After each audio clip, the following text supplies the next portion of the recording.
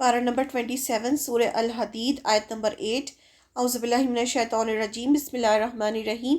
وما اور کیا ہے، لکم تمہیں، لا تؤمنون نہیں تم ایمان لاتے، باللہ اللہ پر، فرسولو اور جبکہ رسول، یدعوکم وہ دعوت دیتا ہے تمہیں، لِتُؤْمِنُوا کہ تم ایمان لاؤ، بِرَبِّکُم اپنے رب پر،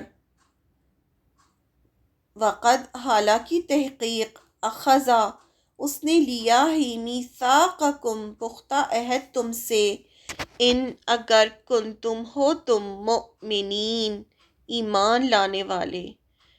ایمان لانے والوں سے کہا جا رہا ہے تم اللہ پر ایمان کیوں نہیں لاتے، حالانکہ خود رسول تمہیں اپنے رب پر ایمان لانے کی دعوت دے رہا ہے۔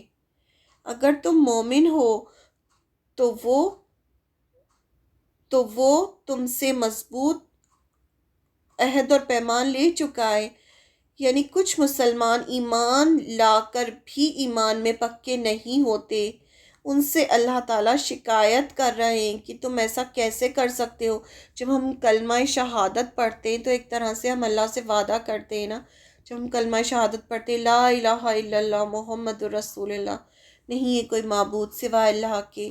یہ جو ہے کلمہ توحید جو ہے، یہ ایک طرح کا کانٹریکٹ ہوتا ہے، ایک عہد و پیمان ہوتا ہے جو ہم اللہ سے کرتے ہیں کہ اللہ کے سوا کوئی معبود نہیں برحق، یعنی صرف اور صرف ہم اللہ کی عبادت کریں گے، اور محمد الرسول اللہ جو رسول اللہ ہے وہ صلی اللہ علیہ وسلم، ہم ان کی اطاعت کریں گے۔ تو یہ ایک طرح کا کانٹریکٹ ہوتا ہے جب ہم کہتے ہیں کلمہ توحید پڑھتے ہیں، تو اللہ تعالیٰ شکوہ کر رہے ہیں ایمان والوں سے کہ تم اللہ پر ایمان کیوں نہیں لاتے، یعنی جو تم کہہ رہے ہو اس کو دل سے کیوں نہیں مانتے، حالانکہ خود رسول تمہیں اپنے رب پر ایمان لانے کی دعوت دے رہے ہیں۔ خود رسول اللہ تم سے کہہ رہے ہیں کہ تم اللہ پر ایمان لاؤ۔ اگر تم مومن ہو تو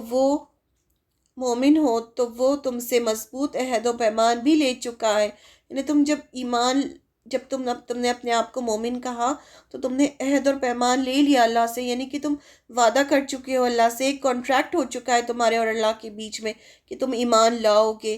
یعنی ایک بار عہد لینے کے بعد بھی تم ایمان نہیں لاتے، یعنی پھر صرف کہنے سے نہیں ہوتا نا، دل سے ماننے پر ہوتا ہے، تو پھر کیوں نہیں تم ایمان لاتے۔ عہد، جب اللہ تعالیٰ نے آدم علیہ السلام کی پشت سے سب کو پیدا کیا تھا، تب سب سے وعدہ لیا تھا کہ کیا میں تمہارا رب نہیں؟ سب نے صرف ایک اللہ کی عبادت کا وعدہ کیا تھا، جسے وعدہ الست بھی کہا جاتا ہے۔ اس کے بعد آپ صلی اللہ علیہ وسلم نے مسلمانوں سے بیعت عقبہ اور اولیٰ کی کہ ایک اللہ کی عبادت کرو گے، اسلام کے احکام مانو گے۔ پھر جب بھی کوئی مسلمان ہوتا تھا تو وہ کلمہ شہادہ پڑھتا، تو وہ بھی ایک طرح کا وعدہ ہے۔ یہ سارے وعدے اللہ تعالیٰ یاد دلا رہے ہیں، یعنی صرف یہ سب زبان سے نہیں ہونا چاہیے، دل سے ہونا چاہیے۔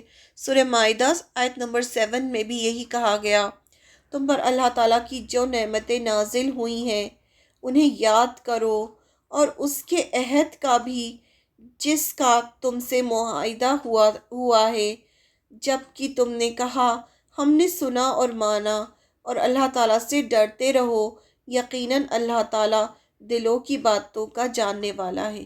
ایمان کہاں ہوتا ہے؟ ایمان دل میں ہوتا ہے، اسی لیے فرمایا کہ اللہ سے ڈرو، یقیناً اللہ تعالیٰ دلوں کی باتیں جانتا ہے، یعنی اللہ جانتا ہے کہ کس کے دل میں کتنا ایمان ہے، کتنا وہ اپنے وعدے میں سچا ہے، جو اس نے عہد کیا ہے کتنا وہ اسے پورا کر رہا ہے۔